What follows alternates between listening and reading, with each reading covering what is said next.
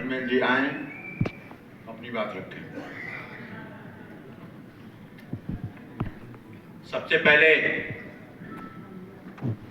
हम सबके राष्ट्रपिता ज्योतिबा फूले के चरणों में नमन करता हूं।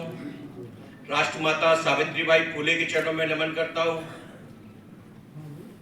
हम सबके भाग्य विधाता संविधान निर्माता बाबा साहब के चरणों में नमन करता हूं। इस देश और मध्य प्रदेश में जो पिछड़ों की आवाज बने और जो आज हम उनकी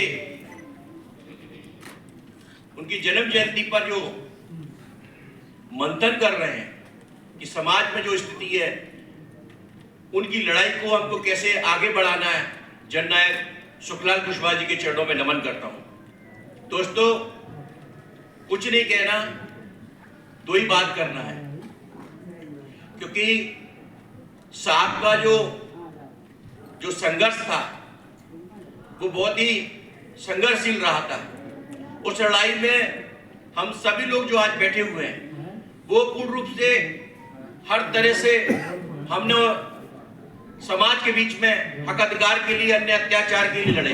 लेकिन आज ऐसी ये उस पर हमको जो समाज के बीच में जो सामने आना चाहिए, जो समाज के बीच में हमें देना चाहिए, समाज के बीच में हमें हक मिलना चाहिए, वो उसकी कमी दिख रही है समाज के बीच में।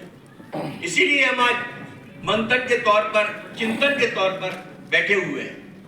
देखिए, जो आज स्थिति देश में दिख रही है उसका कारण यह है कि जो कांशीराम जी का दर्शन था, जो सुखलाल कुशवाहा जी का दर्शन था, शरद यादव जी का दर्शन था, उस दर्शन को हम मजबूत नहीं बना पा रहे, क्योंकि हम जितने लोगों ने जो काम किया वो पूर्ण रूप से ईमानदारी से किया, लेकिन कहीं ना कहीं हम जातियों में बिखर गए, हमको दुश्मन ने तोड़ दिया, हम अपनी इतिहास को भूलते जा रहे हैं।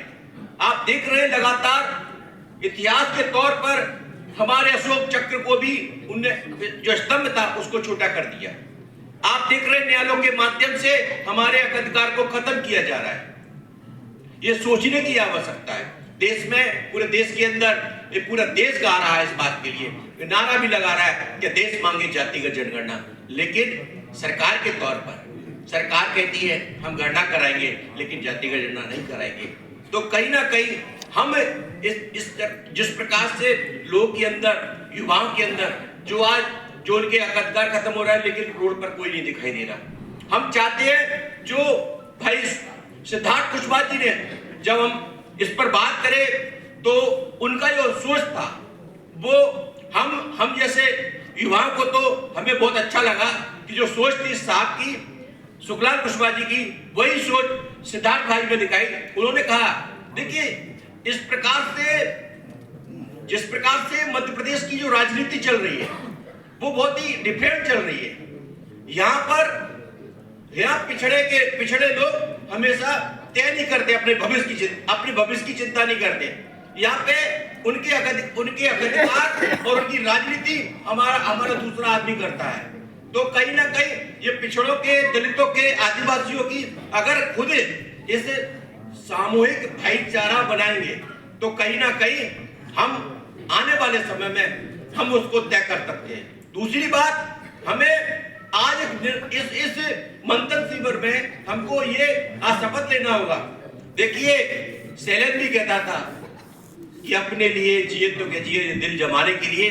ये तब तक आप लोग सामाजिक योद्धा नहीं बनेंगे और ईमानदारी के साथ नहीं बनेंगे, हमें सामाजिक न्याय के रूप में योद्धा नहीं बनेंगे।